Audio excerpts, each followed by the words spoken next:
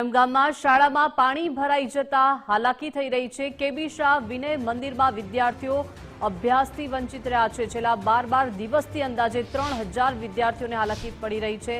કેબી શાહ વિનય મંદિર જે અત્યારે વરસાદી પાણીમાં ગરકાવ થઈ ગયું છે। શાળા પરિસરમાં પાણી ભરાતા વિદ્યાર્થીઓને મુશ્કેલી પડી રહી છે। ગટરની યોગ્ય સફાઈ થાય તો સમસ્યાનો ઉકેલ આવી શકે તેવું આચાર્યએ નિવેદન આપ્યું। આ પાણી આશરે 8 થી 10 દિવસથી ભરાણા છે અને આ કેબી શાળામાં 3000 વિદ્યાર્થીઓ અભ્યાસ કરી રહ્યા છે।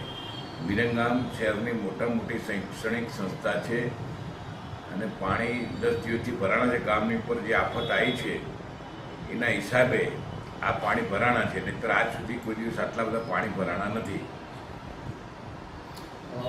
હાર્દિક પટેલે પણ અહીંયા અભ્યાસ કર્યો છે અને ટ્રસ્ટી પણ અહીંયા છે, એના તરફથી શું રિસ્પોન્સ આવ્યો છે? હાર્દિક પટેલ અહીંના ટ્રસ્ટી પણ છે, વિદ્યાર્થી પણ છે, મારો છોકરો પણ છે, પણ એને એની રીતે ખૂબ પ્રયત્ન કર્યો છે। એ પોતે સૂચનાઓ પણ આપે છે, મારી સાથે સંપર્કમાં પણ છે।